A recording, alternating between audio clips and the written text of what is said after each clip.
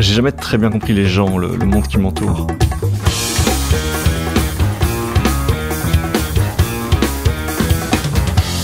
Bon, c'est l'occasion d'essayer. Je suis Guillaume Haché, vous écoutez 70 minutes avec.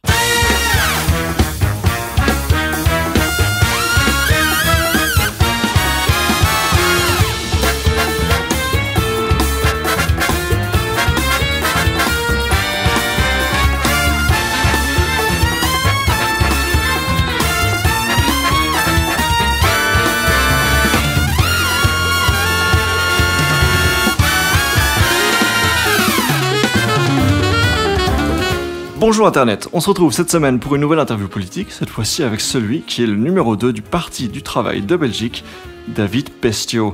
Pour rappel, le PTB, parti d'extrême gauche présent autant au nord qu'au sud du pays, est placé très haut dans tous les sondages et aura vraisemblablement un rôle très important à jouer au lendemain des élections du 9 juin prochain. Dans le contexte politique et économique actuel et dans la crise de la démocratie que nous traversons depuis quelque temps déjà, et dans une société de plus en plus polarisée, comme on a eu l'occasion d'en discuter un paquet de fois dans des épisodes précédents, vous n'êtes pas sans savoir que les scores de popularité des extrêmes sont en hausse. Du côté francophone, l'extrême droite est relativement inexistante, c'est une chance assez exceptionnelle en Europe, et un facteur important pour l'expliquer est très certainement le respect que nos médias ont accordé historiquement au cordon sanitaire. Sur cette idée, moi j'essaye de faire le tour du paysage politique avant ces élections, mais voilà, j'annonce directement la couleur, je ne vais pas inviter une personnalité de la NVA ou du Vlaams Belang. Je le dis tout de suite, Drieu de Godfriedi ne viendra pas dans 70 minutes avec. C'était mon poisson d'avril d'ailleurs il y a quelques semaines pour ceux qui l'ont vu. N'hésitez pas à me suivre sur Instagram d'ailleurs pour de la farce de haute qualité. Et certains, chez les libéraux notamment, défendent l'idée que le PTB devrait être écarté de la même manière. Personnellement, je pense absolument pas que ce soit une bonne idée. Je pense que c'est le genre de plan qui contribue à mettre de l'huile sur le feu et à amplifier la polarisation que j'évoquais il y a un instant. Et j'assume pleinement mon choix d'avoir invité le PTB dans mon podcast. Tout d'abord parce que, comme je le disais, ils sont sur le point de devenir un acteur majeur sur la scène politique belge. Et ensuite, parce que si l'anticapitalisme et le marxisme parviennent à séduire de plus en plus de monde, notamment chez les jeunes, mais vraiment à travers toutes les classes sociales, ça montre que, je pense, tout ça prend racine sur de réelles injustices et sur une frustration grandissante de la population. Je vous refais pas le tableau, voilà, on en parle presque un épisode sur deux, mais bref, je trouvais que c'était essentiel de se pencher le temps de 70 minutes avec le directeur politique du parti pour comprendre ce qui fait l'essence du PTB finalement. Je pense que c'était une bonne interview. Vous allez voir que, comme pour mes invités précédents, j'ai évidemment fait en sorte de challenger mon invité, de le mettre en difficulté. Et il a joué le jeu, on peut lui reconnaître ça, et il a été très cordial, et je le remercie pour ça. Je vous souhaite une très bonne écoute.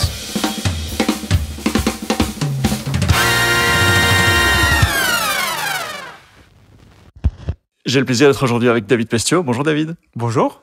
David Pestio, vous êtes bruxellois, même si vous êtes né aux États-Unis.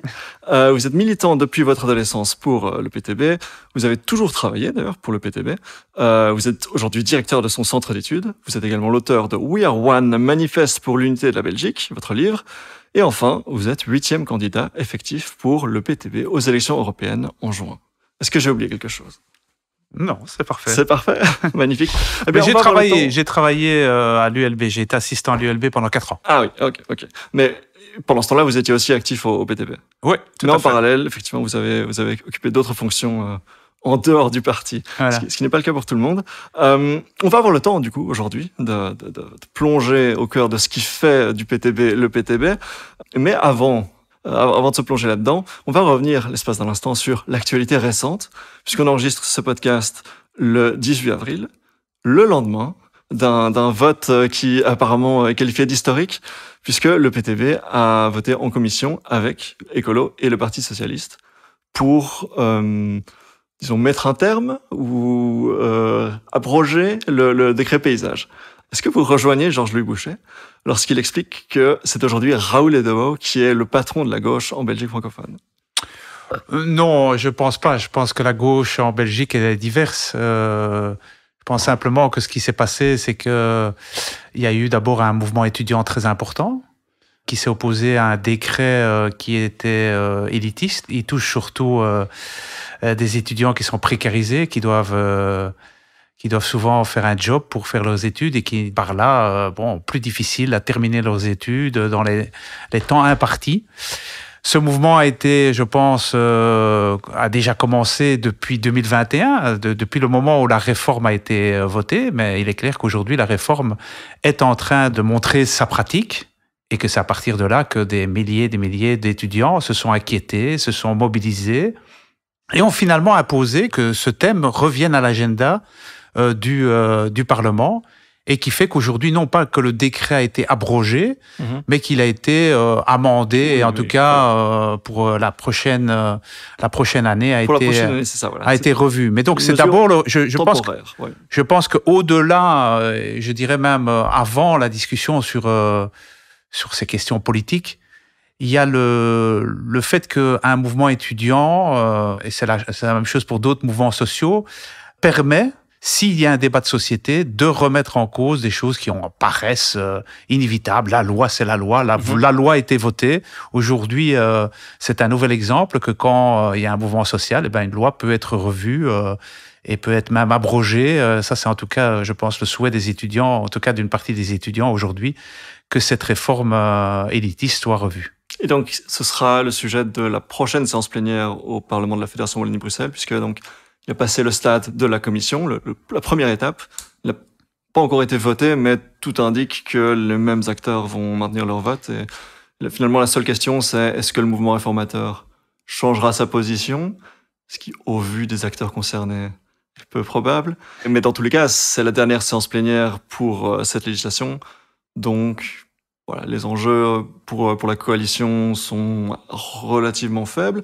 Est-ce que ça vous choque malgré tout que deux partis puissent revenir sur le texte qu'eux-mêmes avaient voté à l'origine et entre certains utilisent le mot de trahison vis-à-vis de leurs partenaires de gouvernement. Est-ce que ça vous paraît correct en termes de professionnalisme, de sérieux politique, diront certains?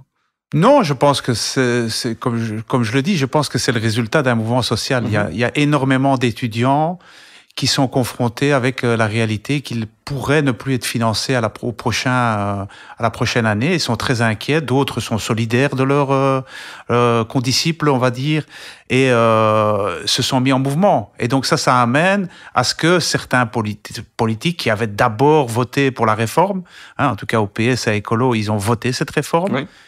Nous avons averti à l'époque de manière très claire que cette réforme allait produire ces effets-là. Le mouvement étudiant l'avait aussi avancé. À ce moment-là, on n'a pas été entendu.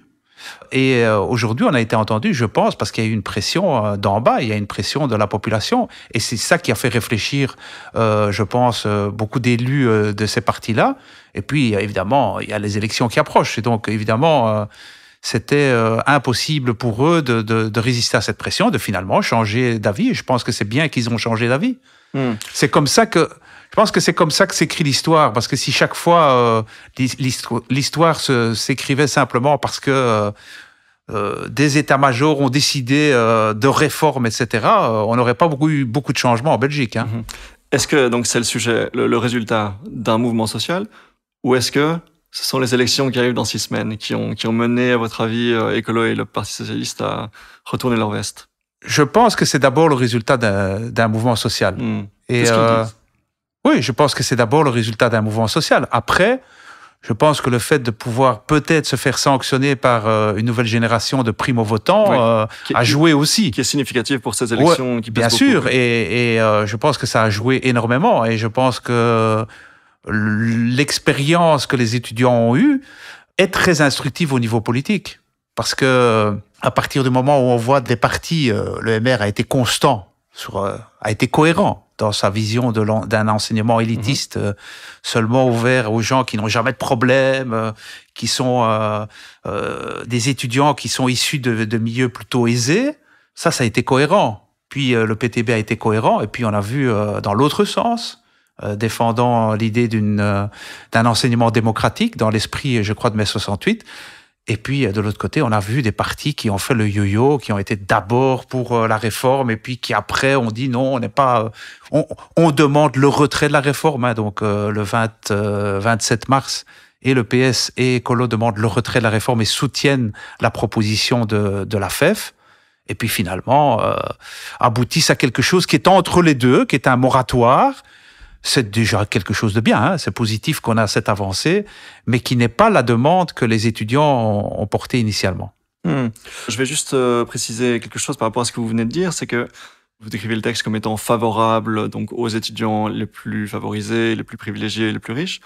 Il existait dans ce décret un article spécifiquement pour les étudiants en situation de précarité, pour leur permettre de rallonger, puisque le texte du décret paysage voulait faire en sorte qu'on devait valider ces 60 crédits absolument sur 2 ans maximum, et sinon on perdait son statut d'étudiant finançable. Il existait un article, quelque part dans le texte, pour spécifiquement les étudiants qui avaient un statut précaire, pour pouvoir leur demander une exception et pouvoir éventuellement rallonger la durée de leurs études. Oui, mais c'était un peu pour la forme, parce qu'il y a tellement d'étudiants qui sont dans une situation précaire. Donc, quand vous avez aujourd'hui... Moi, je viens d'une génération où il y avait le travail étudiant, le job étudiant, mais c'était encore quelque chose de limité. Aujourd'hui, un étudiant sur 3 fait un job pour pouvoir payer ses études, parfois 2. C'est lié au pouvoir d'achat, c'est lié à la difficulté d'arriver à faire les études. Il y a une augmentation aussi en 10 ans de 27% du nombre d'étudiants qui font des demandes d'une bourse. Donc, on est dans une situation où la précarité, elle augmente.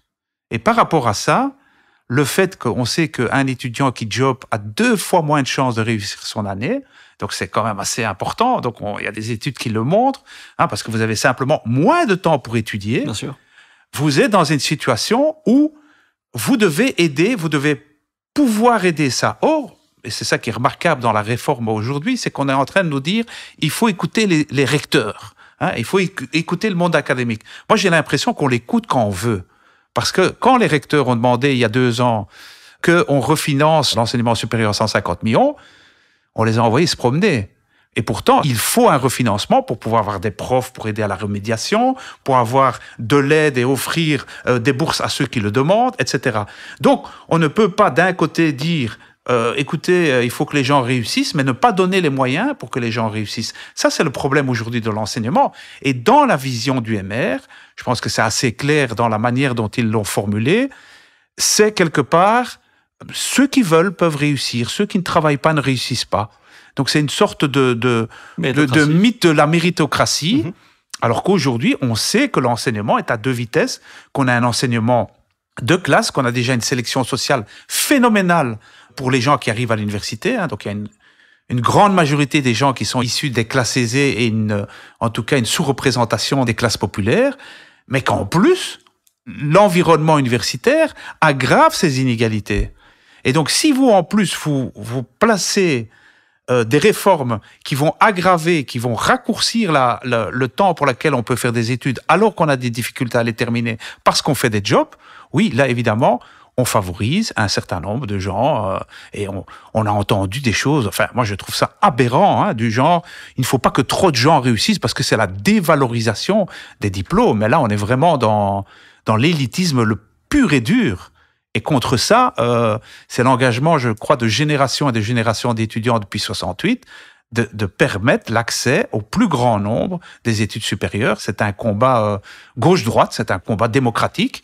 Et nous, on l'a porté, on a été conséquents dans ce combat. Oui, ça touche à la question de l'ascension sociale. Et je rajouterais, par rapport à ce que vous avez dit, que le nombre d'étudiants en situation de précarité ne sont pas forcément au courant qu'il existe des bourses, qu'il existe des aides disponibles pour les étudiants, qu'il existe, voilà, je veux dire, un article dans le décret paysage. Voilà, les étudiants concernés sont même pas forcément au courant qu'il existe ces aides dans le cas échéant.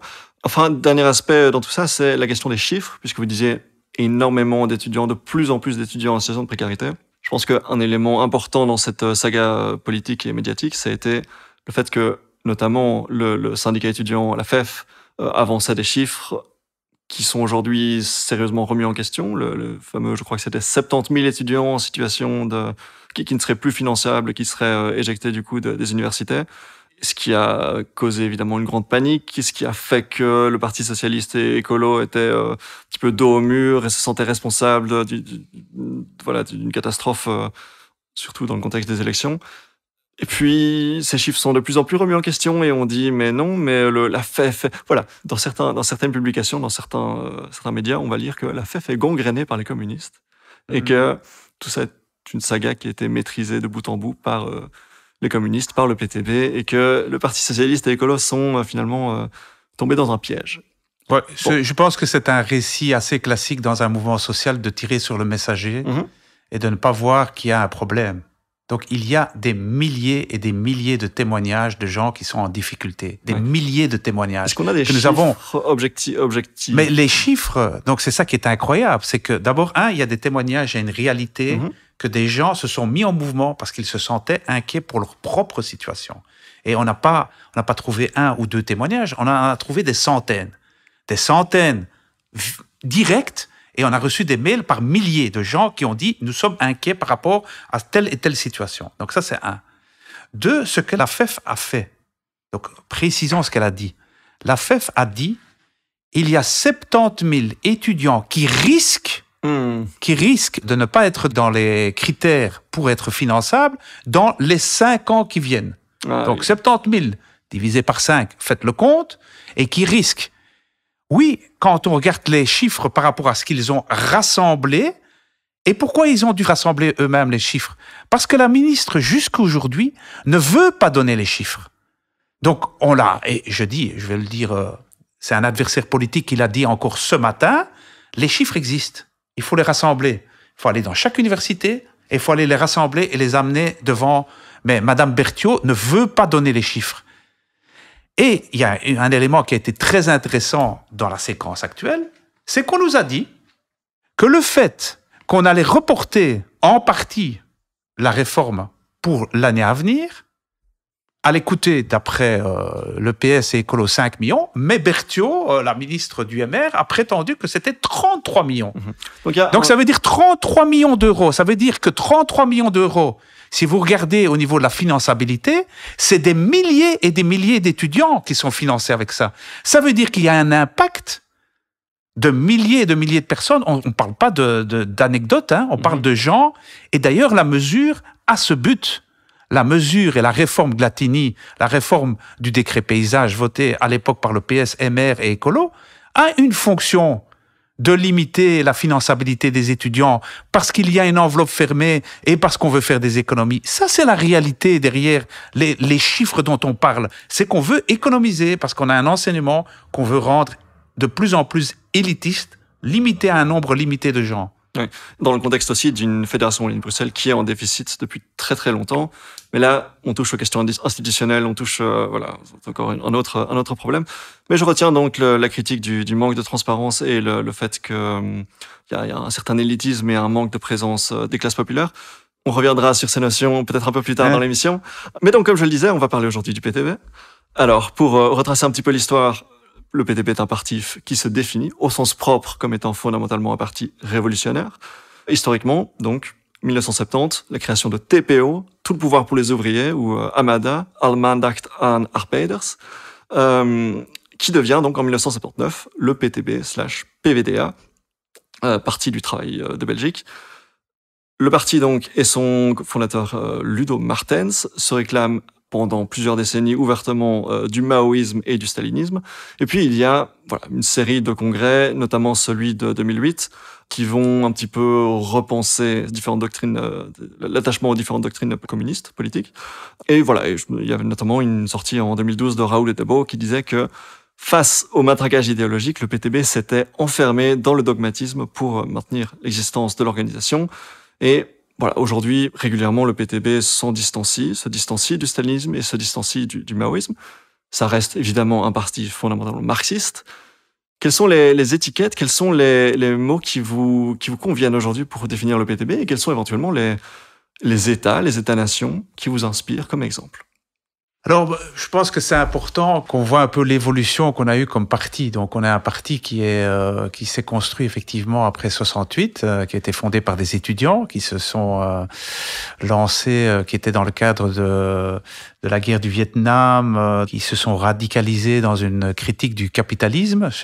Et donc, le PTB de l'époque est le produit de cette période de 68, courant très à gauche, et qui a essayé de se démarquer et se construire forcément comme quelque chose d'à part dans la société belge, avec évidemment, voilà, on va dire, les maux de croissance de l'époque et les défauts de l'époque, où effectivement, et certainement dans les années 90, 80-90 et début des années 2000, souffrait d'un dogmatisme et d'un sectarisme évident. Et donc c'est par rapport à ça qu'il y a eu une mue, un changement dans l'approche du PTB pour en faire un parti, je pense d'abord orienté sur la situation en Belgique d'abord, partant des problèmes des gens en Belgique, et en même temps gardant l'idée fondamentale qu'il faut contester le capitalisme et qu'il faut s'inspirer du marxisme. Ça, je pense que c'est un peu la combinaison des deux, donc un parti de principe, mais un parti qui est souple, un parti qui part des problèmes des gens. Donc ça, c'est un peu disons la voie qu'on a voulu suivre dans les on va dire les 15 dernières années, et qui a fait qu'on a grandi comme on a grandi. On va en parler. On va parler de cette croissance en effet.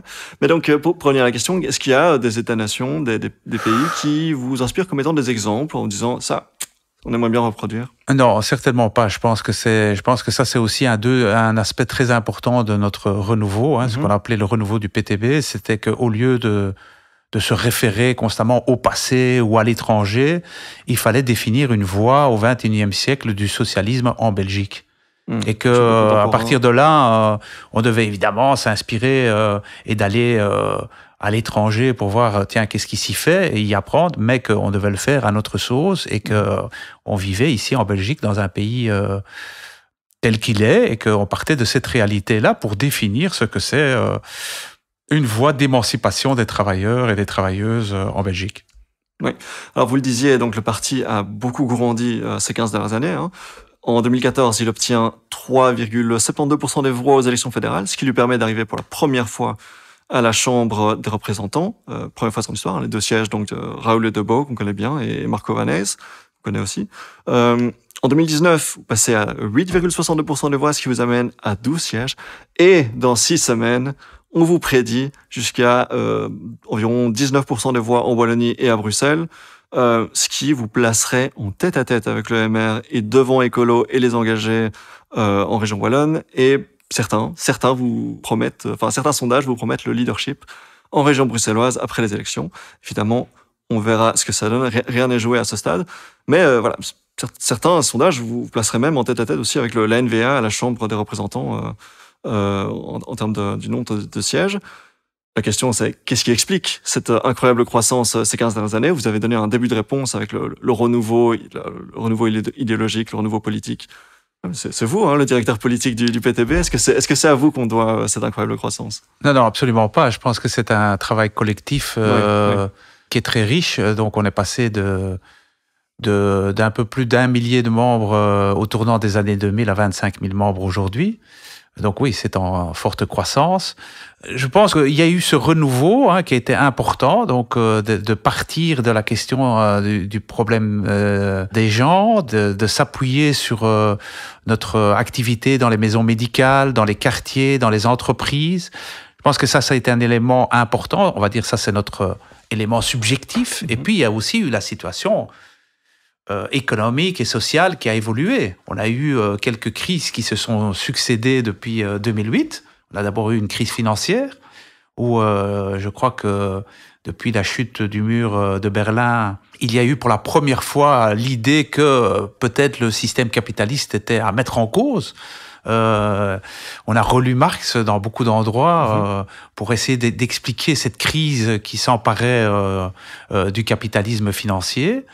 On a eu la crise de l'euro, on a eu cette crise climatique qui de plus en plus a été liée aussi au mode de production capitaliste. qui s'est révélée. Et puis, on a eu la succession en 2020 et puis en 2022 d'une crise sanitaire, puis qui a eu des conséquences sociales majeures, et puis d'une crise énergétique liée à une crise des relations internationales. Donc, il y a beaucoup de crises qui se cristallisent et qui amènent aux gens à remettre en cause des idées qu'ils avaient jusqu'ici, qui étaient bien établies. Et je pense que le PTB donne une offre politique pour essayer de donner à la fois un débouché politique à une colère qui existe chez les gens, une méfiance qu'ils ont vis-à-vis des politiques, une colère par rapport à leur situation sociale et économique, mais aussi un espoir par rapport à des changements qui sont proposés et à une manière de les proposer aussi. J'ai insisté sur la question du mouvement social. Pour nous, c'est très important. Et aussi à une forme d'organisation qui est quand même très différente des partis traditionnels, c'est-à-dire une organisation qui est active tout le long des législatures, qui ne se limite pas à mobiliser sa base juste avant les élections pour faire des voix et puis après se replie sur des cabinets ministériels ou sur des attachés parlementaires, mais qui est sur le terrain chaque année, chaque mois, chaque jour, que ce soit élection ou pas élection. Alors, je vous rejoins effectivement sur le fait qu'il y a une frustration grandissante, un mécontentement, le besoin de repenser en tout cas notre système économique. Voilà, il y a de plus en plus, notamment chez les jeunes, un anticapitalisme grandissant. Un élément que vous n'avez pas cité pour expliquer donc, cette incroyable croissance ces 15 dernières années, sont les environ 3 millions d'euros dépensés sur Facebook pendant cette législature. Est-ce que vous reconnaissez que c'est un facteur important dans votre croissance ? Je pense que ça a participé à faire connaître notre point de vue et certainement au nord du pays. Donc il faut savoir qu'on a quand même un grand défi. On est un parti unitaire, on est un parti qui est actif au nord, au sud et au centre du pays. Nous avons fait une percée, comme vous l'avez décrit, dès 2014 au sud du pays. Cette percée, on a commencé à la faire en 2019. Au nord du pays, dans un contexte politique plus difficile. Il faut reconnaître que s'imposer comme un parti dans une Flandre où on a une extrême droite qui est à 18%, une droite nationaliste qui est à 25%, ouais, c'est pas évident. Donc on doit redoubler d'efforts, je le dis toujours. Un vote arraché en Flandre, ça en vaut 3 au sud du pays, façon de parler. Ouais. Donc c'est un combat difficile. Et oui, donc de ce point de vue-là, oui, le fait qu'on a investi de l'argent dans les réseaux sociaux pour aller faire connaître notre point de vue et pour apporter un récit, un narratif différent que celui de l'extrême droite a été très important. Il faut savoir qu'en Flandre, il y a une colère des gens, mais que cette colère, elle est captée en partie par l'extrême droite qui oriente les gens toujours vers le bas, les chômeurs, les immigrés, les Wallons, et nous on essaie d'orienter cette colère vers le haut. Vous répondez donc sur la Flandre, vous êtes également champion en Belgique francophone des dépenses sur Facebook. Comparé aux autres partis. C'est en train de changer assez drastiquement. Donc pour l'instant, dans le contexte récent, oui. De manière assez récente, je pense que les engagés, l'EMR et même le Parti socialiste nous ont dépassé les derniers mois. Donc ça montre bien qu'ils avaient probablement sous-estimé la force de ce média. Oui. Et je pense que c'est important d'investir les médias sociaux de manière générale. Donc vous expliquez cette différence par une erreur stratégique des autres partis ? Je pense que si vous comparez les deux, il se fait que nous sommes le seul parti actif des deux côtés de la barrière linguistique. Il n'y a pas photo. Je veux dire, l'activité sur les réseaux sociaux, elle était encore dans ses petits souliers côté francophone, quand elle était déjà fort développée côté néerlandophone. Et oui, donc évidemment, nous étions quelque part un peu en avance côté francophone par rapport à ça. Est-ce que vous seriez donc favorable, puisque vous présentez la chose comme étant finalement une contrainte, vous êtes obligé, d'après vous, de dépenser autant d'argent sur Facebook parce que sinon vous n'existez pas médiatiquement, pour ainsi dire. Ouais. Voilà, vous êtes dans l'impossibilité de vous faire connaître. Est-ce que vous êtes alors en faveur de plafonner ces dépenses sur Facebook et sur les réseaux sociaux comme ça a déjà été proposé ? Non, parce que je pense que ce que les partis font de leur argent, c'est les partis qui décident ce qu'ils y font. Donc aujourd'hui, il faut quand même savoir, enfin, je veux dire, il faut regarder même la télévision francophone. J'ai pris l'exemple de la télévision néerlandophone parce qu'elle est flagrante, mais du côté francophone, vous voyez la tête de M. Boucher et de M. Magnette 3 à 4 fois plus souvent que celle de M. Edebouw. Pourquoi? Parce que, oui, il y a une prime à ceux qui sont au gouvernement, il y a une prime aux grands partis traditionnels qu'on a toujours eus, et donc ça reste une sous-exposition assez forte. Tant qu'il y a cette différence, qu'il n'y a pas d'égalité d'accès à l'antenne, et deuxièmement, qu'il n'y a pas de réseaux sociaux qui, effectivement, donnent un accès égal à tout le monde, oui, on doit faire avec ce qu'il y a. Donc moi, si je pouvais avoir autre chose, je ferais avec autre chose. Oui. Maintenant, je suis dans cette réalité-là. Je ne peux pas faire autrement. On ne peut pas faire autrement que ce qu'on fait maintenant. On peut plafonner. On peut plafonner, mais alors à ce moment-là, on va demander, et c'est ce qu'on demande régulièrement, un accès équitable aux médias. Mmh. Et si on a un accès équitable aux médias, ce qui n'est pas le cas, on peut discuter de tout. Oui, oui. Et alors, ça pose la question... donc. Accès équitable aux médias, alors pour tous les partis. Et ça pose la question du cordon sanitaire médiatique, qui est absent donc en Flandre, mais qui est présent au sud du pays. Donc c'est une question peut-être plus compliquée que ce qu'il en a l'air.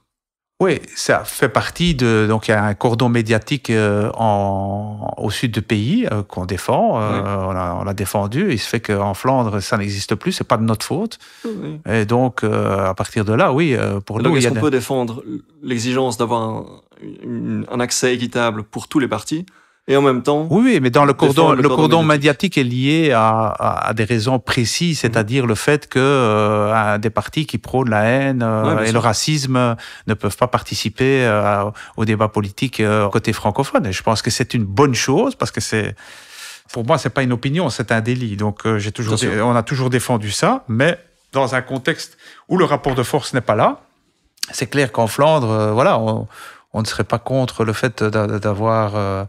On doit lutter avec la réalité devant laquelle on est. Si en Flandre, aujourd'hui, le Vlaams Belang est à 18%, c'est dommage, c'est même souvent pénible, mais nous, on doit faire en sorte qu'il ne grandisse pas et qu'il y ait une place pour une gauche authentique. Mmh.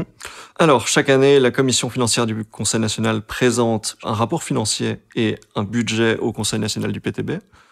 Est-ce que il y a une transparence sur les sources de la trésorerie et les dépenses du parti qui permettent donc ces investissements sur les réseaux sociaux? Puisque vous parliez de transparence il y a quelques instants. Mais donc d'abord, nos comptes sont déposés au Parlement chaque année avec une ventilation qui est expliquée, qui explique d'ailleurs que nous sommes le parti qui dépensons le plus en termes de personnes employées par le parti, proportionnellement au budget. Donc, on a investi énormément dans notre travail d'études, notre travail de terrain, notre travail d'encadrement. Donc, c'est quelque chose qu'on fait, évidemment, on ne paye pas les gens comme OMR, on ne donne pas 18 000 euros à son président de parti. Donc, oui, évidemment, ça donne plus de possibilités d'engager des gens. Mais donc, on est dans une logique, je pense, on l'a déjà dit, nous avons défendu le fait que nous sommes en fait pour la diminution de moitié des dotations. Ça, voilà. Donc, à partir de là, ce serait la première forme de diminuer chez tout le monde l'espèce de subsidiation très forte de la politique en Belgique qui était totalement excessive. Donc ça, on l'a dénoncé, on l'a avancé. Et chaque fois, on n'a pas trouvé beaucoup d'alliés au Parlement pour défendre ça. Donc ça a chaque fois été rejeté.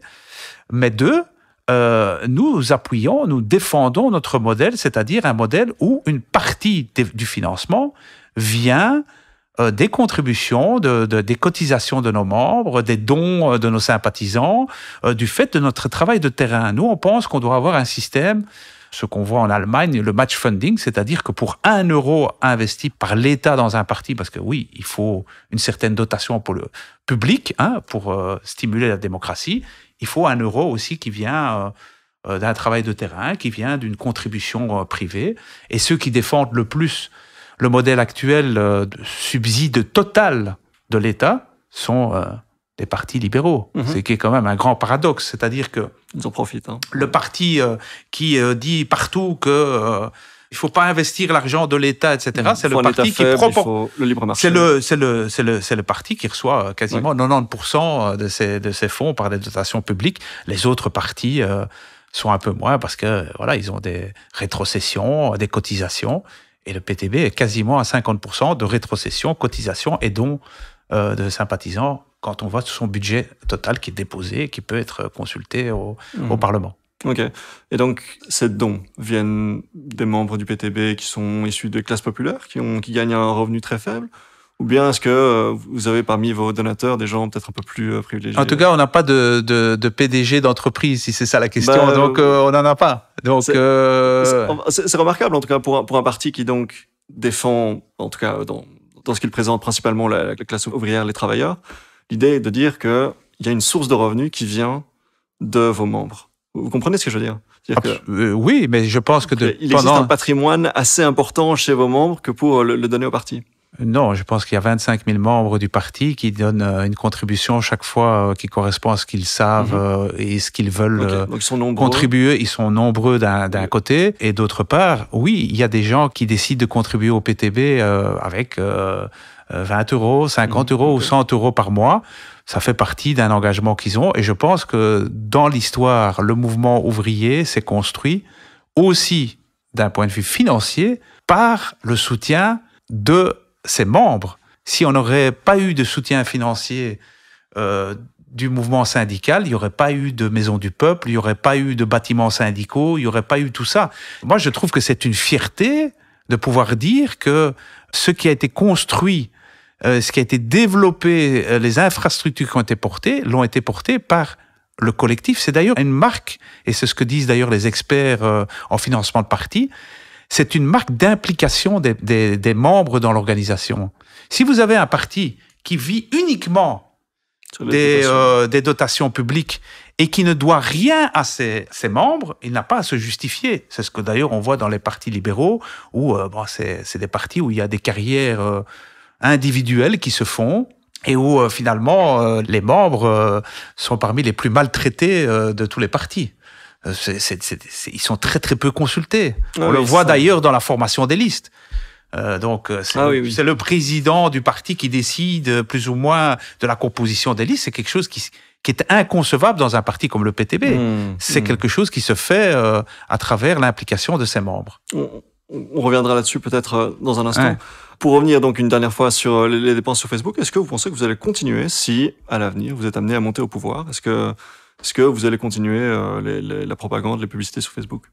Je n'en sais rien. Je pense que ça dépend. D'abord, il faudra voir si Facebook existe encore. C'est un modèle, c'est un modèle qui peut changer. Okay. Et on espère que les réseaux sociaux de manière générale, en tout cas. Oui, dans les réseaux sociaux. Mais il y a des réseaux sociaux où il n'y a pas de financement, il n'y a pas de possibilité de sponsoring. TikTok, c'est pas le sponsoring, c'est autre chose. Vous avez d'autres moyens de communiquer que Facebook. Donc oui. J'espère qu'un jour, on va pouvoir communiquer autrement. Mais je vous ai expliqué le contexte dans lequel on le fait. Mais le paramètre... Il n'y a pas de principe qu'on le ferait ou qu'on ne le ferait pas. Même si on est actif au gouvernement, ce n'est pas une raison de s'arrêter? Non, je pense que c'est pas une question. Donc, de toute façon, on a toujours dit que si on était au gouvernement, je pense que la discussion de savoir comment le mouvement social ne s'arrête pas si on est au gouvernement. J'espère que le mouvement social continuera parce que... les publicités sont... Le produit du mouvement social sont Je pense que c'est une manière de communiquer directement vis-à-vis des gens. Quand vous avez une presse, et là je ne parle pas de la presse publique, mais je parle de la presse privée. La presse privée aujourd'hui en Belgique, elle est détenue par certaines forces. Je lisais ce matin... Parlons-en. Oui, je lisais ce matin 2 ou 3 éditos dans lesquels... on nous annonce que nous sommes déjà au pouvoir. J'ai téléphoné rapidement à mon président pour savoir si il était devenu ministre-président wallon ou bruxellois. Il m'a confirmé qu'il ne l'était pas. Donc, oui, ça montre déjà, disons, une certaine orientation de ce qu'on peut appeler un certain establishment qui existe au niveau politique.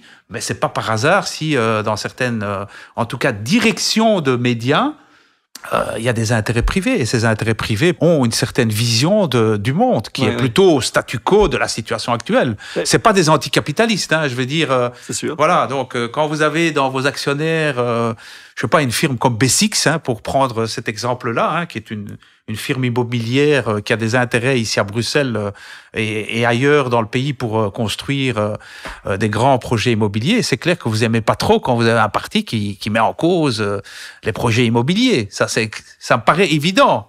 Je veux dire, cette bonne guerre. C'est un exemple que vous prenez au hasard ou... Non, je prends cet exemple au hasard. Il peut y avoir plein d'autres exemples qui vous montrent ça.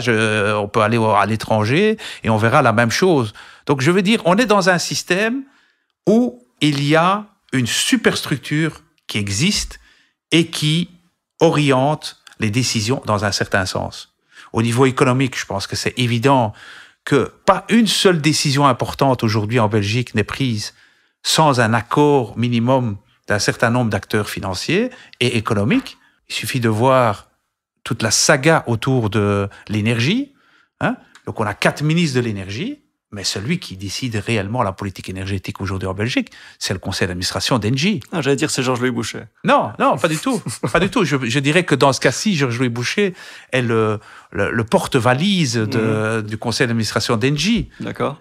Je pense que c'est évident quand on regarde la composition des cabinets des ministres de l'énergie des 10 dernières années, vous verrez qu'il y a des anciens d'Electrabel à chaque bureau. C'est incroyable, je veux dire, c'est tellement évident qu'aujourd'hui, la politique énergétique, on décide en 2003 d'une sortie du nucléaire, on ne fait rien pour faire cette sortie, rien. Il n'y a pas de vision politique planifiée sur comment on va développer quelque chose d'aussi essentiel que l'énergie. Et puis on s'aperçoit, on risque d'avoir un problème d'énergie. Et on va demander à Engie qui dit oui, on va le faire, mais alors à nos conditions. Et voilà, on fait une négociation totalement non transparente. Il n'y a rien qui se déroule dans le public. Et puis on arrive avec un accord dans lequel finalement on va devoir payer pour Engie. Engie va payer une somme et puis pourra se débarrasser de ces déchets nucléaires qui, je vous le rappelle, ont une durée de vie, les déchets nucléaires, de quelques centaines de milliers d'années. Mmh. Alors, on va peut-être pas embrayer sur le sujet du nucléaire aujourd'hui, mais je vais revenir sur ce que vous avez dit sur le journalisme, les journalistes, la presse en Belgique. Donc, si on revient aux origines du parti, il y avait cette histoire avec l'Ordre des médecins qui sanctionnait violemment alors, rappelez-moi le nom de ce... Médecine pour le peuple. Médecine pour le peuple, exactement, voilà. L'Ordre des médecins sanctionnait Médecine pour le peuple pour concurrence déloyale parce que il pratiquait un tarif fortement réduit. La justice avait condamné Médecine pour le peuple et le parti, le PTB, avait estimé à l'époque qu'il s'agissait là d'une justice de classe. Est-ce que vous portez un regard similaire pour faire un parallèle sur l'état de la presse aujourd'hui avec une presse qui serait votre adversaire idéologique, qui serait incarné, qui incarnerait l'establishment libéral? Comment est-ce que vous positionnez par rapport à la presse? Je pense que c'est plus complexe que ça. Je pense qu'il faut analyser chaque élément de la société de manière précise. Parce que certains pourraient dire que tous les journalistes sont de droite, tous les journalistes... Non, absolument pas. C'est pas notre propos. Ce n'est pas du tout notre propos. Donc, on examine la structuration de la société, les structures. On ne parle pas de personnes, on parle de structuration. Quand vous prenez l'exemple de l'Ordre des médecins, je trouve que c'est un très bon exemple parce que l'Ordre des médecins était, à l'époque, un ordre corporatiste qui protégeait une médecine libérale. Une médecine qui avantageait la médecine pour les plus aisés, qui développaient un système de prestations. Et on peut dire qu'encore aujourd'hui, la médecine en Belgique, au niveau de sa prestation, est une médecine libérale. Elle n'est pas une médecine comme on a connu dans certains pays, d'autres pays en Europe, qui était plus sociale, comme on a connu par exemple en Grande-Bretagne après la guerre.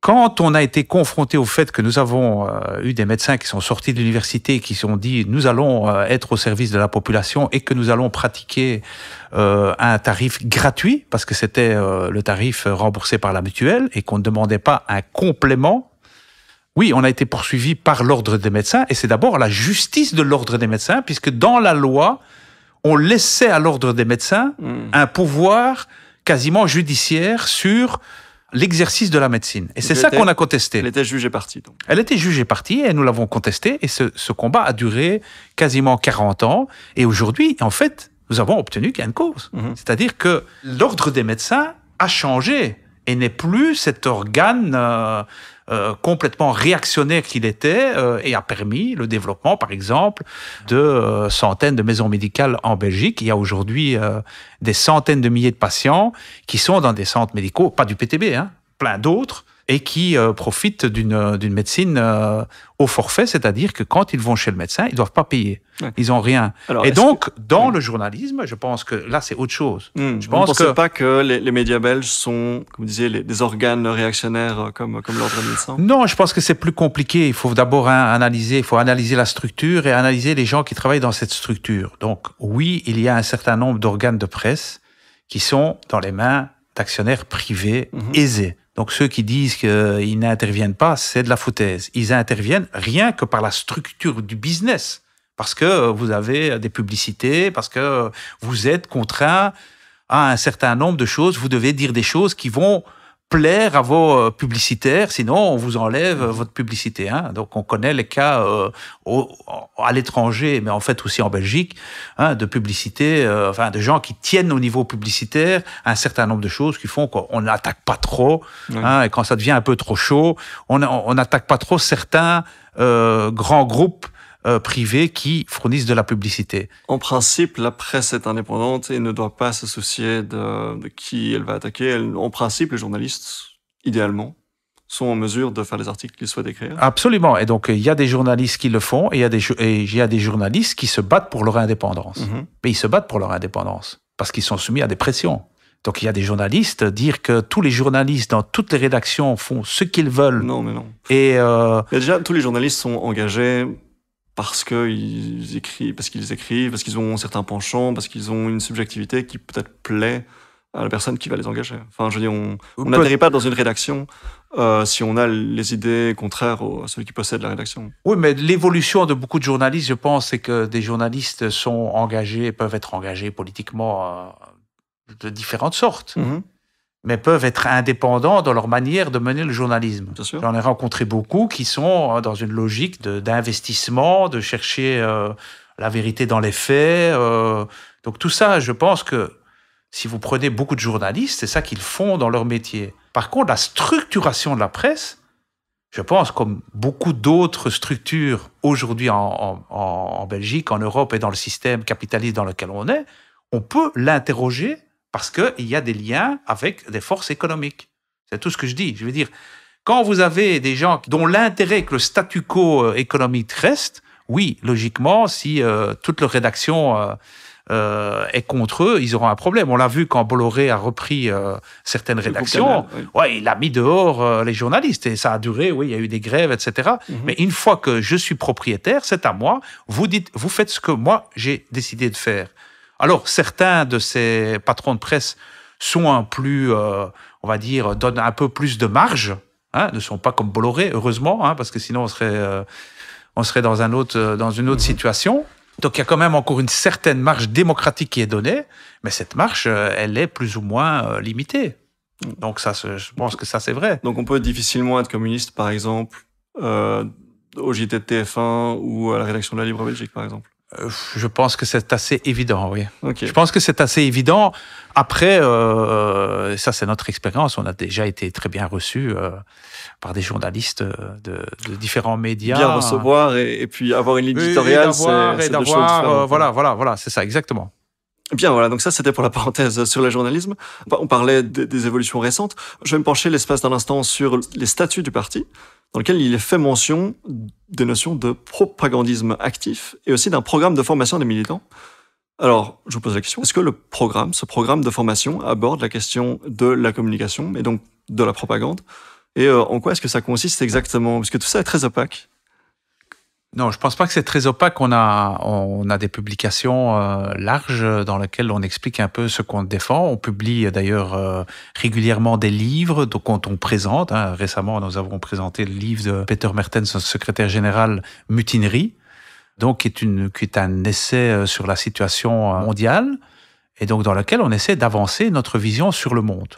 Donc je pense que comme parti, on est particulièrement attentif à avancer non seulement, on va dire, l'intervention brève dont on parlait dans les brèves minutes qu'on a dans la presse traditionnelle, à des formats plus longs. Donc on a investi. Maintenant, nous avons pris l'initiative avec d'avoir une chaîne YouTube Facto. On a pris l'initiative d'avoir effectivement des endroits où on peut discuter plus largement et plus profondément de certains points du programme du parti.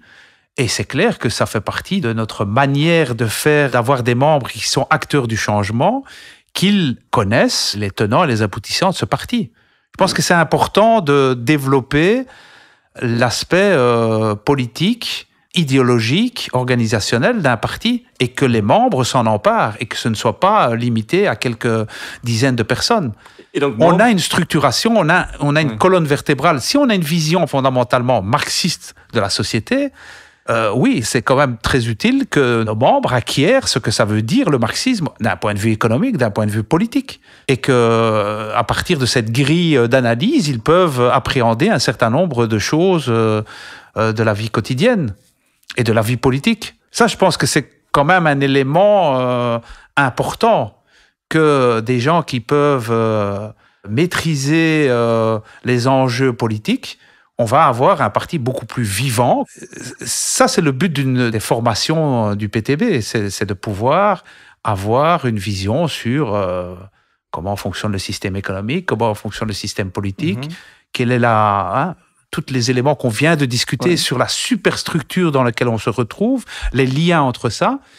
On a une vision là-dessus et on la défend, et je pense que c'est important quand on veut s'émanciper d'un système comme le système capitaliste, d'en connaître les rouages. Et donc une formation, voilà, j'allais dire intensive, mais une formation importante des membres du PTB, mais y compris donc sur l'aspect de la communication, puisque, donc, si je comprends bien, il y a le souhait de la part du PTB que ses membres soient aussi ses communicants. Bien sûr, je pense que vous devez communiquer ce que vous faites. Et encore une fois, je pense qu'il y a deux modèles. Il y a un modèle traditionnel, électoral, dans lequel il y a quelques personnes qui déterminent la ligne du parti et qui la communiquent. Et puis, il y a un modèle de travail sur le terrain où, si vous voulez rencontrer des milliers de gens de manière permanente, vous devez avoir des personnes qui aident sur le terrain et qui sont capables de relayer, d'avancer les éléments du programme du parti et d'écouter aussi, parce que c'est dans les deux sens, d'écouter ce qui se passe au niveau de la population. Quand on décide, par exemple, dans une campagne électorale comme on l'a maintenant, de commencer la campagne électorale déjà au mois de septembre par une enquête, ce qu'on a appelé la grande enquête, où nous avons interrogé plus de 100 000 personnes sur quelles sont leurs attentes d'un programme électoral, quelles sont leurs visions, qu'est-ce qu'ils veulent mettre à l'agenda politique des revendications que le PTB avance, c'est à la fois, on pourrait dire, de la communication, mais c'est aussi un exercice de démocratie directe dans lequel on demande aux gens, tiens, c'est quoi les choses sur lesquelles on va se battre? Et en fonction de ça, on a défini aussi, on a orienté nos priorités pour la campagne électorale qui a lieu maintenant. Donc, on l'a expliqué ensemble, le parti a évolué ces dernières décennies. Il n'y a plus personne de la vieille garde, concrètement, à la tête du parti. Culturellement, et au niveau de la direction, ça reste, entre guillemets, dominé. Enfin, il y a une présence très importante de l'aile flamande du parti. Toutes les expériences, les premières fois que le PTB monte dans une coalition au niveau communal, la première fois que on fait des publicités sur Facebook, etc., c'est plutôt du côté flamand. Et pourtant, l'écrasante majorité de vos électeurs sont plutôt, ou seront bientôt, plutôt du côté francophone. Je trouve ça très intéressant, en fait, le fait qu'il y ait une présence très importante de l'aile flamande du parti à la tête, dans le Conseil national, alors que la plupart des électeurs sont du côté francophone. Deux remarques par rapport à ce que vous avez dit. D'une part, nous sommes dans un pays où il y a plus de 60% des gens qui sont néerlandophones. Donc ça, c'est une première chose. Donc c'est logique qu'il y a une majorité de gens dans un parti unitaire qui sont néerlandophones. Il se fait que le parti est organisationnellement aussi important en Flandre qu'en Wallonie et à Bruxelles. Je dirais qu'on est plus ou moins dans les mêmes rapports 60-40 que de la population. Donc ça, c'est important au niveau de l'organisation.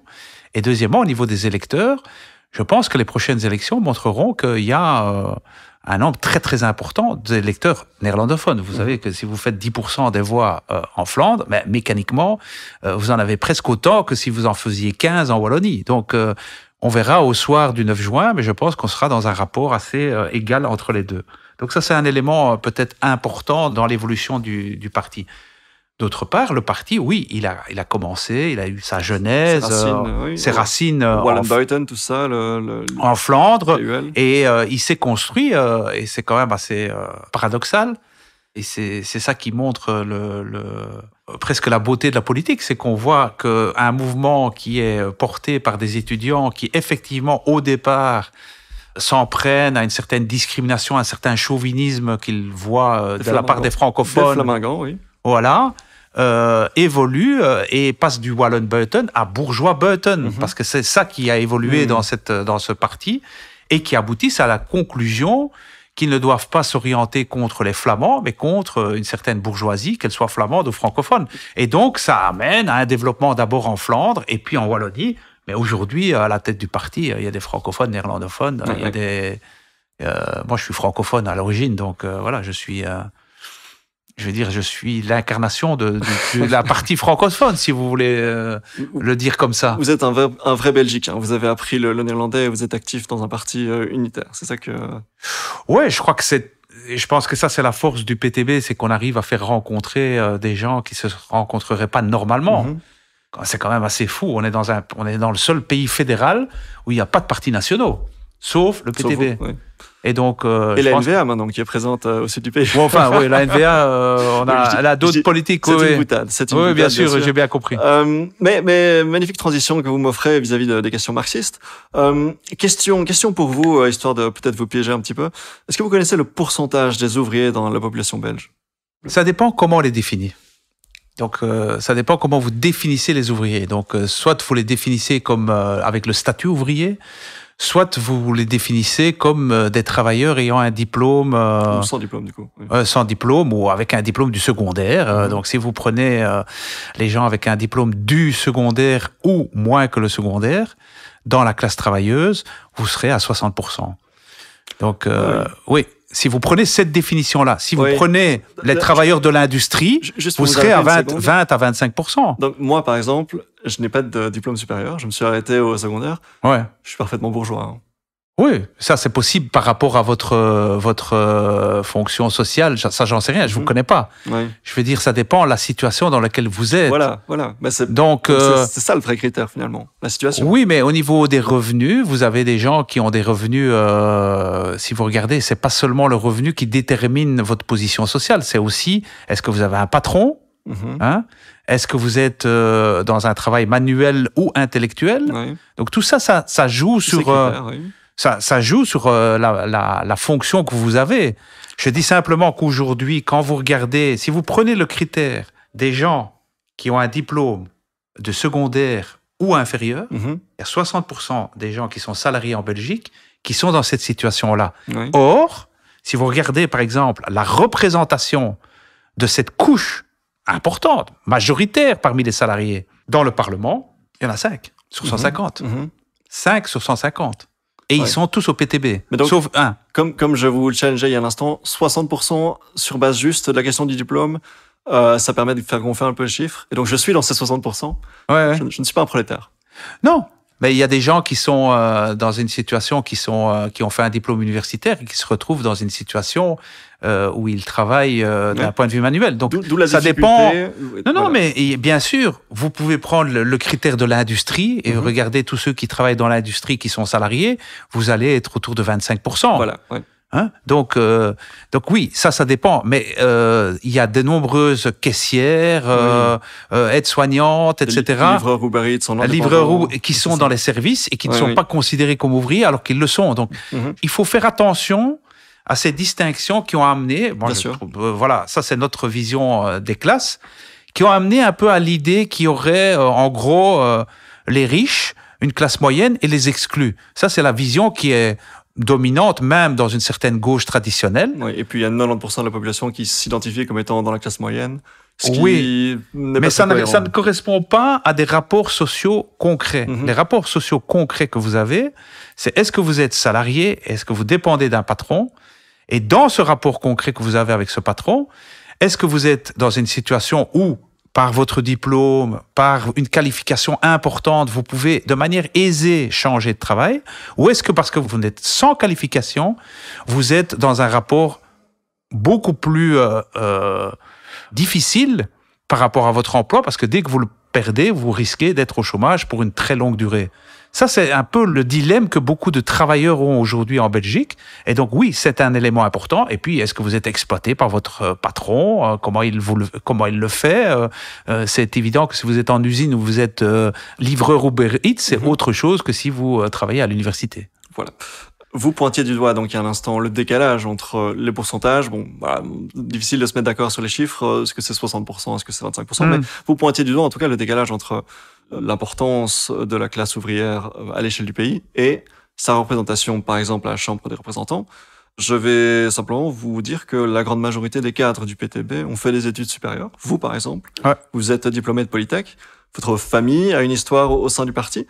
Est-ce que ce n'est pas contradictoire à ce moment-là, vu le constat, que ce parti-là, cet appareil-là, se revendique comme étant le parti des travailleurs? Je pense que c'est une question qu'on s'est posée à notre dernier congrès, et que c'est un des défis que nous avons devant nous, c'est-à-dire qu'effectivement, on veut être un parti qui, dans sa structure et dans son évolution, soit un parti qui soit porté plus par des travailleurs que par des gens qui sont issus des classes intellectuelles. Ça, c'est évident. Ça, c'est le travail que nous sommes en train de faire. Et c'est un défi que nous avons comme parti du travail. Oui, on l'a posé. Je crois qu'il n'y a pas beaucoup de partis qui ont osé poser ce problème. Je pense que la grande différence, c'est que, d'abord, nous posons cette question comme une question stratégique pour nous, de la sous-représentation dans des fonctions dirigeantes et dans des fonctions représentatives des travailleurs, et des travailleurs non qualifiés en particulier.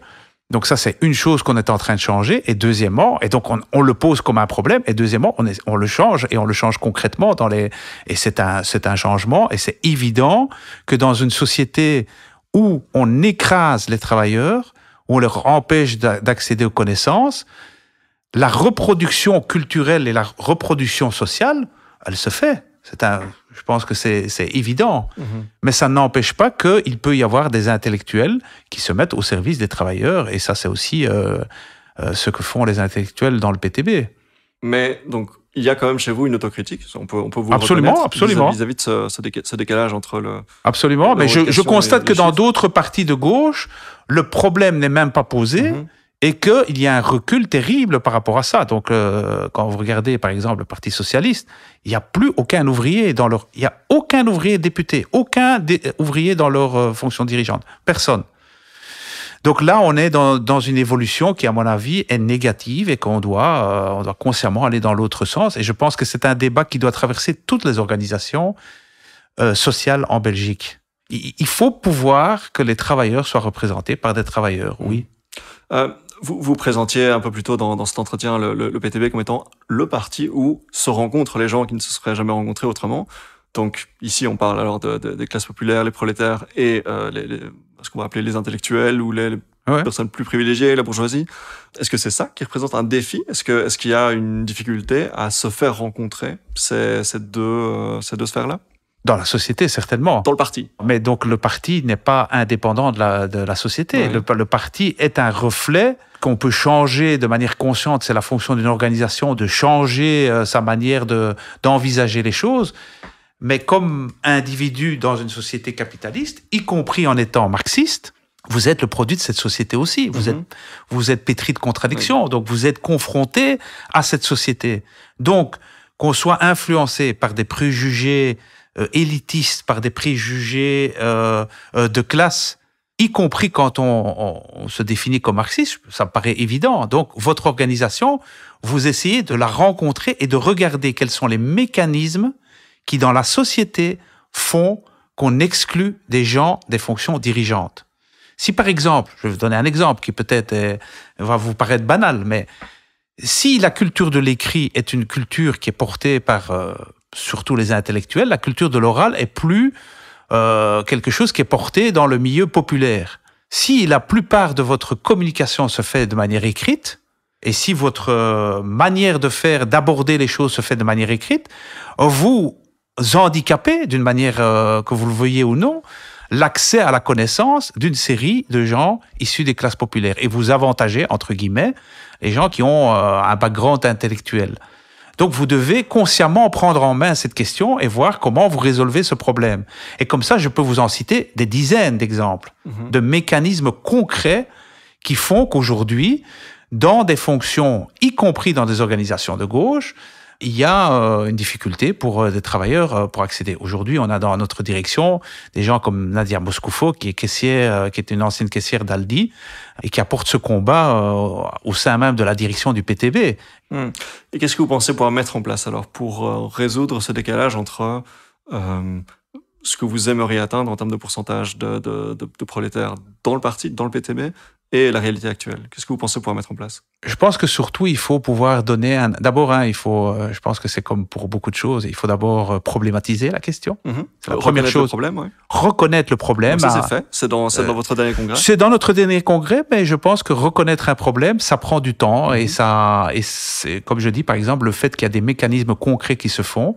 Deuxièmement, nous avons avancé aussi le fait que on doit avoir des espaces où les travailleurs s'expriment de manière majoritaire, c'est-à-dire qu'ils puissent exprimer entre eux la manière dont ils voient les choses, et que voilà, la culture intellectuelle, elle domine peuvent dominer un certain nombre de manières de faire, et que donc on doit combattre ça.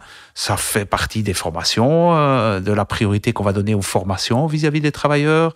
Ça va être aussi une question de donner une discrimination positive pour des fonctions dans le parti. Donc tout ça, c'est des choses très concrètes. C'est-à-dire, voilà, naturellement, qui sait faire un communiqué de presse, qui sait faire une vidéo, qui sait faire ceci ou cela, souvent, ça va être des gens qui seront diplômés, qui vont dire « Ah oui, mais moi, je sais le faire ». Si vous n'apprenez pas, si vous ne développez pas des qualifications sur ce thème-là pour des personnes travailleuses, des camarades travailleurs, ouais, travailleuses. J'ai entendu. Oui, tout à fait. J'assume. Oui, bien sûr. Voilà. Oui, ça, c'est des choses qu'on fait. C'est pour ça, oui. C'est ça. C'est des choses qu'on met en place et qu'on va développer. Et c'est effectivement un changement de culture politique dans le parti. Oui. Et donc, c'est une transition qui n'est pas encore faite, mais que vous allez entamer. Qu'on est en train de faire et qui, ça demande, je pense que ça demande, comme toute cette transition assez fondamentale, il faut donner le temps au temps. Bien sûr. Vous avez organisé, donc on en parlait, il y a un instant, un congrès en 2022 qui est censé donc logiquement baliser la direction du parti pour les 5 années qui suivent. Il y a très peu de communication autour de ce parti. Enfin, là vous en parlez, vous évoquez donc les problématiques qui ont été posées, mais on ne peut pas vraiment accéder aux documents, aux conclusions de ce congrès à moins d'être membre. Il y a apparemment plusieurs versions du document qui circulent, qui existent. Qui font plusieurs tailles différentes. Écoutez, on a des sources là-dessus, mais la notion de confidentialité revient à plusieurs reprises aussi dans les statuts du parti. C'est une exigence vis-à-vis des membres qui doivent comprendre le besoin de confidentialité. Pourquoi est-ce qu'il y a ce goût de discrétion, de l'opacité et de la confidentialité jusqu'au point de le mettre dans les statuts du parti? Bon, d'abord, il y a un document du congrès que vous pouvez acheter en ligne, ptbshop.be, vous pouvez l'acheter en ligne. Vous pouvez l'acheter, mais il n'est pas en PDF? Non, on n'est pas en PDF, mais il est disponible et il y a un seul document officiel qui a été voté par les délégués au Congrès. Il y en avait plus de 900, donc voilà. Donc ce document, il est là, il est balisé, il est écrit, il est définitif, enfin tout ce qu'on veut. Je pense que nous, on part d'une idée d'une démocratie interne où en gros on essaye que toutes les opinions dans le parti s'expriment en toute liberté, mais avec l'idée que tout ce qu'on a dit, on n'est pas obligé de le raconter sur la place publique parce que il se peut que il y a des choses qu'on a envie, on lave son linge sale en famille, donc on dit les choses entre nous, on se dit sur quoi on est d'accord et sur quoi on n'est pas d'accord, et après on sort avec un point de vue sur lequel on a fait un consensus, on a fait une unité après un débat démocratique large. Notre congrès, c'est 1 an de débat dans le parti, où tout le monde a pu dire ce qui n'allait pas, ce qui allait bien, ce qu'il fallait changer dans le parti. Et donc, par exemple, la discussion qu'on vient d'avoir sur la place des ouvriers, c'est une discussion qui confronte des pratiques différentes, qui confronte des manières de voir différentes dans le parti, et puis on le conclut à travers un congrès. Moi, je constate que dans d'autres partis, la liberté de s'exprimer vers l'extérieur aboutit toujours à la liberté de celui qui a la plus grande gueule. ou de celui qui est capable de communiquer vers les médias par rapport à ses opinions. On pourrait parler de capital culturel, quelqu'un qui a un accès aux médias ou qui a un accès à la voie publique aura plus d'écho dans la presse que quelqu'un qui l'a moins. Donc, et la confidentialité, ça résout ce problème-là? Je ne suis pas sûr de vous suivre. La confidentialité fait en sorte que si vous avez des discussions et que vous n'êtes pas d'accord entre vous, vous exprimez vos désaccords dans le parti, dans une structure dans laquelle vous êtes entre personnes qui partagez le même idéal et dans laquelle vous, entre guillemets, vous tranchez vos contradictions. Il y a débat au sein du parti, mais quel rapport avec l'accès aux médias? Je ne suis pas sûr de vous suivre. Ce que je veux dire, c'est que dans d'autres partis, les divergences et les confidentialités des débats sont peu présentes, on les rend ouvertes, et souvent on les rend ouvertes sur la place publique. Je ne vais pas faire le procès d'un autre parti ici, mais si vous prenez... vous êtes un peu en train de le faire, mais oui. Non, mais je prends un exemple que tout le monde connaît. Défi, je veux dire, ça s'appelle régler ces problèmes sur la place publique. Je pense que c'est pas, on le voit, c'est pas la meilleure chose à faire dans un parti. C'est pas une bonne stratégie. C'est pas une bonne stratégie et ça ne permet pas aux gens de la base de s'exprimer. Parce que finalement, qu'est-ce qu'on voit? C'est un débat entre deux barons qui ont accès aux médias.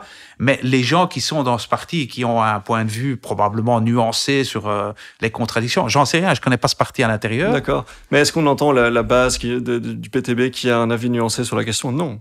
Vous savez, il y a plein de journalistes qui l'interviewent et qui les interviewent à chaque événement du PTB. Il y a eu des reportages dans la Libre, dans le Vif, puisqu'il y a ce besoin de confidentialité qui est exigé dans les statuts du parti.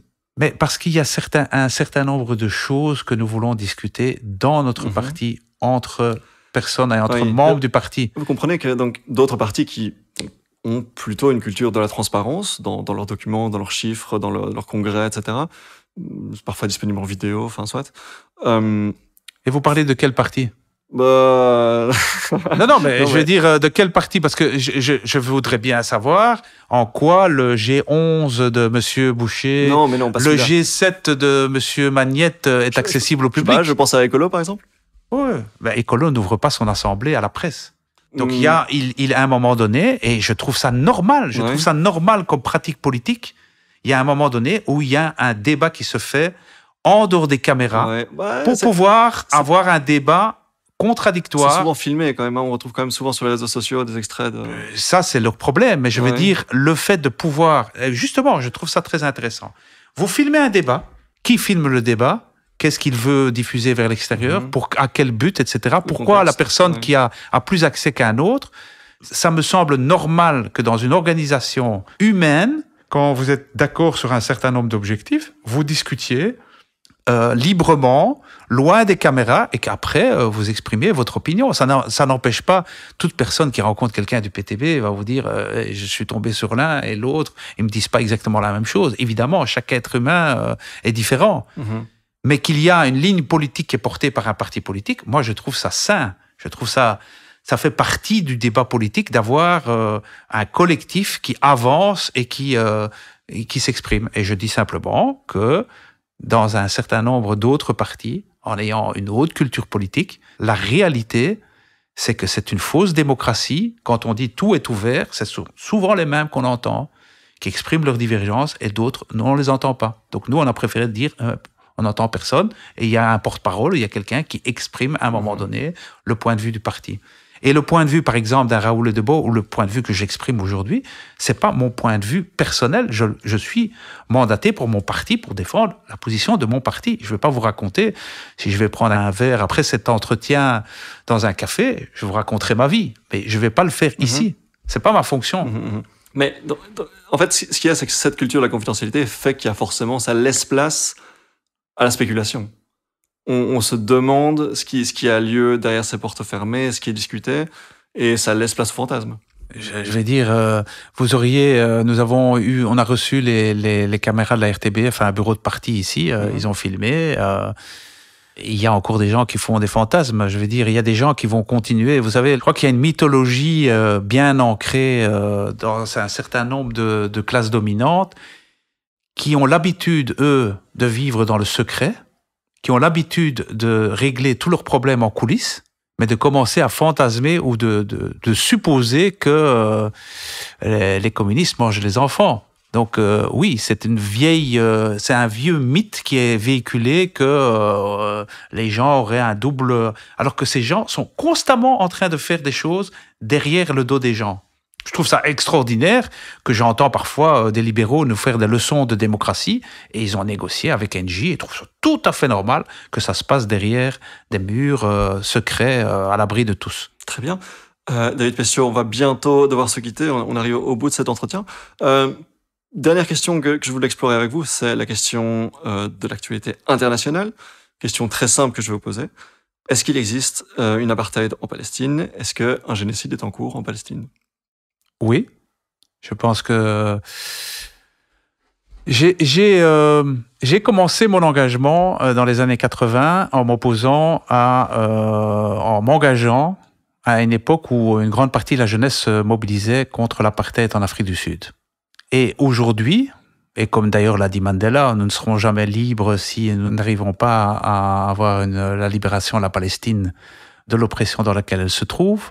Je pense qu'aujourd'hui, il y a un État israélien qui se définit sur l'exclusion de l'autre. Ce n'est pas un État qui accepte et qui donne des droits égaux à tous ses habitants et qui occupe une partie d'autres territoires et qui aujourd'hui a décidé visiblement, si on en croit ses ministres, les déclarations propres de ses ministres, d'écraser les animaux humains qui se trouvent à Gaza. Ce sont les déclarations du ministre de la Défense au début de la guerre. Et tout le comportement de l'armée et du gouvernement israélien depuis cette annonce a été dans ce sens. Si vous regardez le déroulement de cette guerre, on a d'abord on a prétendu qu'il fallait dégager le nord de Gaza et faire replier les gens vers le sud de Gaza pour les protéger, pour permettre de bombarder les véritables ennemis. Et puis, arrivé au sud de Gaza, on a dit que ce serait une partie de Gaza. Et maintenant, la menace est portée sur la dernière enclave où s'entassent plus d'1 million de personnes. Et donc, oui, il y a quelque chose de dramatique qui se déroule, où d'une part, la population est victime de bombardements, d'autre part, est menacée de famine, et où la seule voie de sortie qu'on lui propose est l'exil. Donc oui, quand la Cour de justice internationale, dans un arrêt exceptionnel, dit qu'il y a des indications qu'il y a un génocide en cours, je pense qu'il faut prendre ça très au sérieux. Et je suis d'une génération qui a connu aussi le génocide au Rwanda, et où je me rappelle que nous étions parfois très seuls quand nous dénoncions, entre le mois d'avril et le mois de juillet, le terrible sort des Tutsis qui se faisaient massacrer. Parce que le gouvernement en place à l'époque au Rwanda était soutenu par nos gouvernements, la Belgique et la France. Et que c'est que quand le génocide a été un fait, et qu'il a été finalement arrêté, qu'on a reconnu qu'il y a eu un génocide, même après quelques mois. Donc moi, ça ne m'intéresse pas tellement d'assister de manière désemparée et de constater après les choses. Je pense que la mobilisation qu'on connaît en Belgique, qu'on connaît en Europe et qu'on connaît dans le reste du monde pour arrêter ce génocide est une mobilisation légitime et importante et historique. Parce que ce qui se passe là va, à mon avis, influencer beaucoup de choses dans les années à venir. Parce que ce qui se passe là va bien au-delà de la question israélo-palestinienne. Et qu'est-ce que la Belgique peut faire? Qu'est-ce que le PTB aimerait pouvoir mettre en place pour aider la situation en Palestine? Et est-ce que vous êtes en faveur de sanctions contre l'État d'Israël? On a dit depuis le début que nous trouvions anormal que la Belgique continuait à laisser transiter et parfois envoyer des armes en Israël. Nous l'avons dénoncé concrètement au Parlement avec des révélations. Donc oui, nous sommes pour un embargo militaire par rapport à Israël depuis le départ. Deuxièmement, nous avons dit qu'il y a un accord de coopération, de partenariat privilégié entre l'Union européenne et Israël. Donc ce n'est pas une question de rapport économique, c'est de rapport privilégié au niveau économique, que nous estimions que cet accord de partenariat devait être remis en cause. Donc, nous estimons qu'il faut passer des paroles aux actes. Au départ, on n'était pas en train de reconnaître qu'il y avait une agression israélienne sur la Palestine. Aujourd'hui, on l'admet du bout des lèvres avec beaucoup de réticence, mais on prend quasiment rien comme sanction et on remarque effectivement un certain deux poids deux mesures par rapport à ce qui a été fait dans d'autres conflits, que ce soit par exemple le conflit entre l'invasion illégale de la Russie en Ukraine. On a eu un paquet de sanctions directement.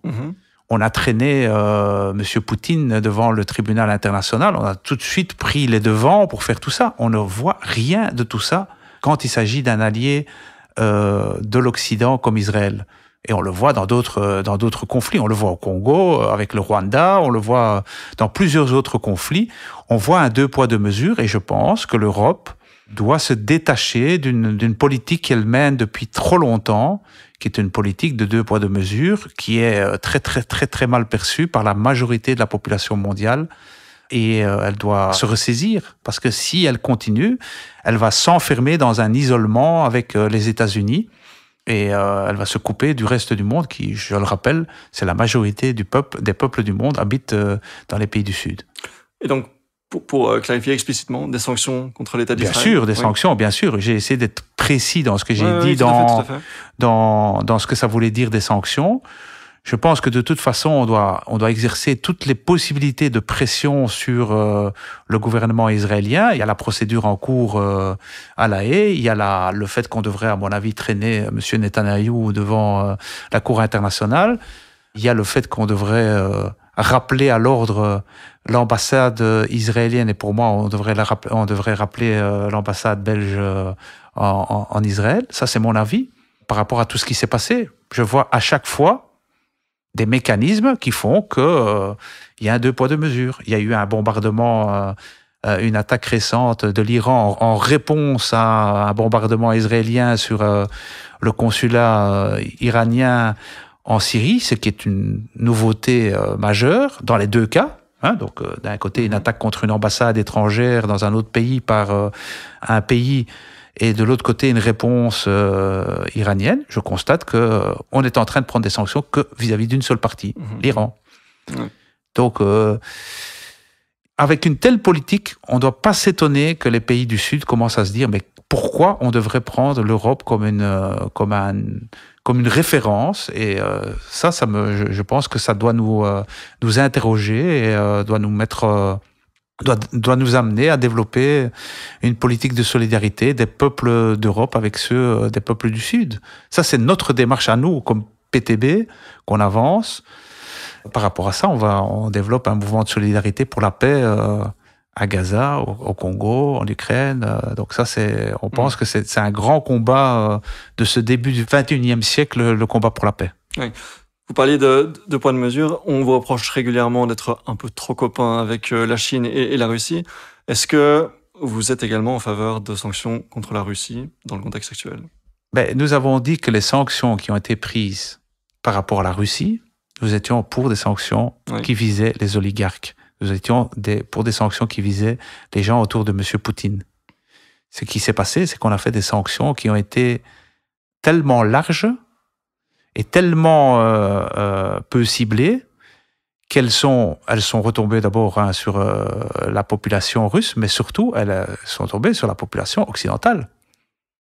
Aujourd'hui, le fait que nous n'importons plus du gaz russe n'a eu aucun impact sur l'exportation des gaz russes. Donc M. Poutine continue à vendre son gaz, sauf que maintenant le gaz que nous achetons est un gaz américain qui est 2 fois plus cher. Et donc aujourd'hui, notre industrie souffre.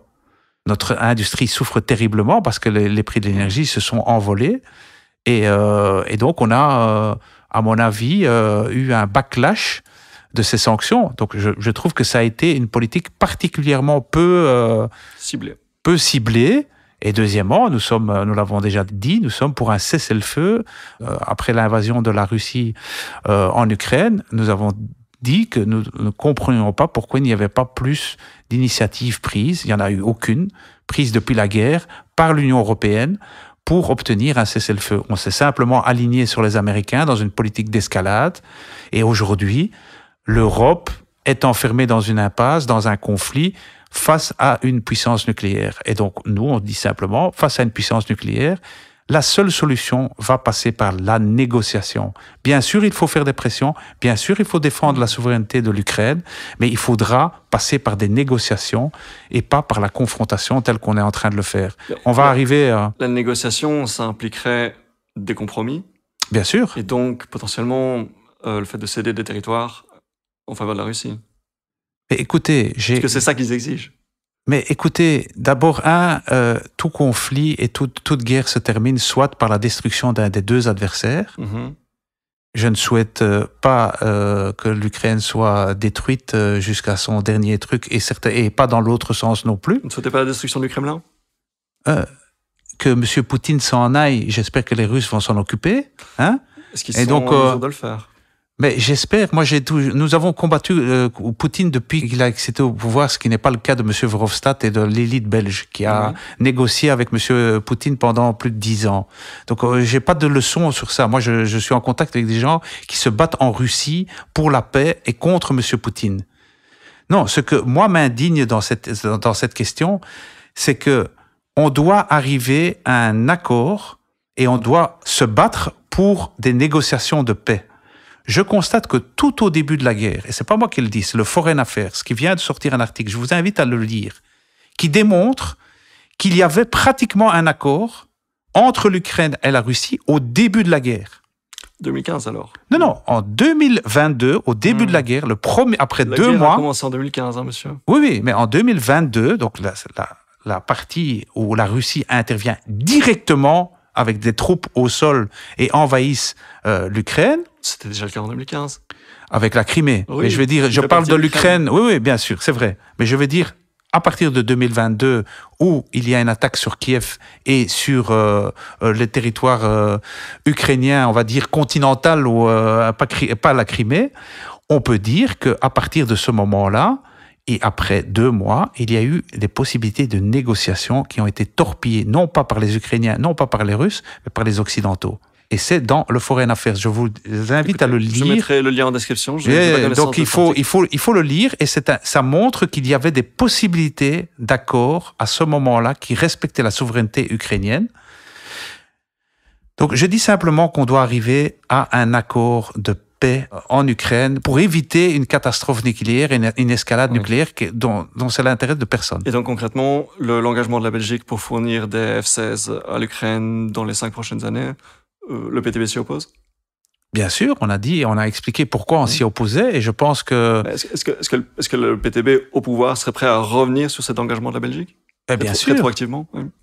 Bien sûr, je pense que ça ne fait pas partie d'un processus de paix. Vous savez, il y a d'autres pays en Europe qui ne s'engagent pas dans la guerre, comme la Belgique, l'Autriche, l'Irlande, ce sont des pays... Oui, la Suisse, mais je parle de pays de l'Union européenne. L'Autriche, l'Irlande et d'autres pays n'ont pas un engagement comme ceux des autres pays de l'OTAN. Donc ça, c'est une première chose. Deuxièmement, la majorité des pays dans le monde plaident pour des négociations. Il y a eu des tentatives de négociation avec l'Union africaine.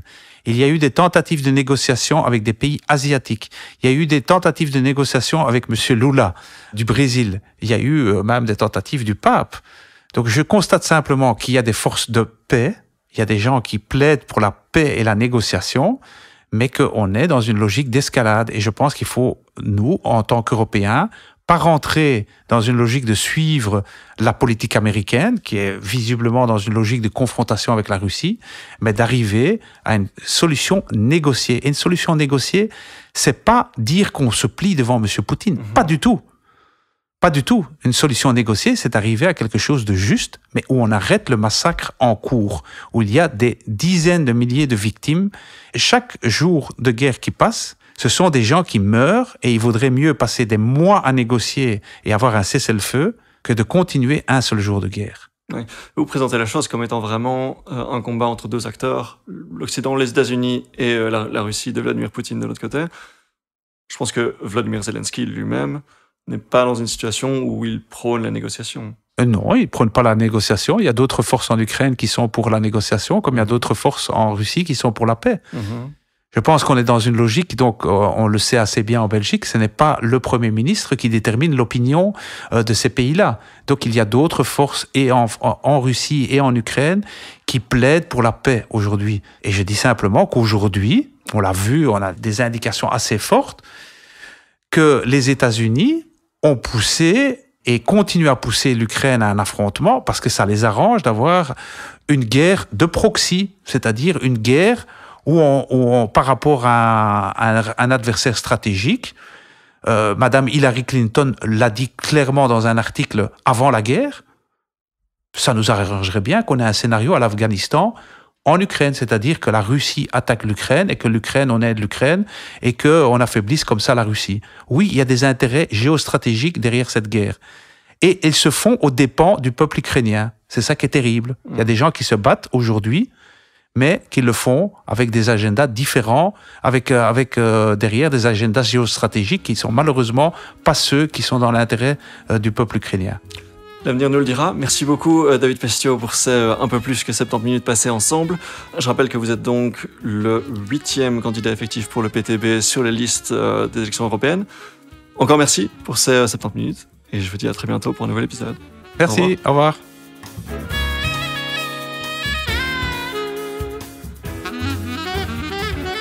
J'espère que ça vous a plu. Je pense qu'on a réussi à discuter à la fois des convictions marxistes du parti et aussi de ce qui apparaît comme troublant. Je pense au rapport au secret, au rapport à la propagande, à l'enrôlement et à la formation des membres et surtout voilà, leur position vis-à-vis de l'Ukraine, comme vous avez pu l'entendre.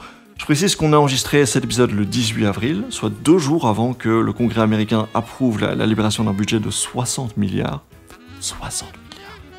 de dollars pour soutenir l'Ukraine logistiquement et militairement. J'espère que cet épisode vous a permis d'apprendre des choses. Est-ce qu'il vous a conforté dans vos convictions? Est-ce que ça vous a un peu fait changer d'avis en l'écoutant? Je ne sais pas. N'hésitez pas à me le faire savoir sur les réseaux sociaux. Tous les liens sont en description. Ça m'intéresse vraiment, très sincèrement, d'avoir vos retours sur cet épisode. Comme discuté avec David Pestio, j'ai mis en description le lien vers l'article du Foreign Affairs sur les fameuses négociations qui étaient, semble-t-il, proches d'arriver à la signature d'un traité de paix entre l'Ukraine et la Russie. C'est vraiment un très bon article, je remercie David Pestio de l'avoir mis sur mon radar. Après, voilà, c'est un article qui est bien plus nuancé et bien plus prudent que ce que David Pestio a pu présenter pendant l'entretien, je pense. Il semble que, en effet, l'Ukraine et la Russie étaient persuadés en mars 2022 qu'un traité de paix allait pouvoir être signé avant la fin du mois. Mais voilà, dans l'article, il y a littéralement la phrase, enfin, un paragraphe qui commence avec la phrase « L'affirmation que l'Occident a forcé l'Ukraine à se retirer des discussions avec la Russie n'est basée sur rien. » Voilà, bref, il reste une part de spéculation importante, mais l'article explique vraiment très bien ce qui a pu jouer dans la décision de Volodymyr Zelensky ce jour-là. L'article est vraiment intéressant, allez lire si ça vous intéresse, c'est en anglais. Enfin, si la question du populisme sur les réseaux sociaux, sur les publicités Facebook, etc. vous intéresse, vous pouvez remonter 5 ans en arrière et écouter l'interview qu'on avait faite avec Patrick Beja et Giuliano D'Empoli à l'époque sur les ingénieurs du chaos, ça s'appelait. C'était le titre de son livre. Vous allez pouvoir entendre ma voix de quand j'avais 24 ans, mais l'épisode est cool malgré ça. Merci pour votre fidélité, je vous dis à très bientôt. Salut, salut!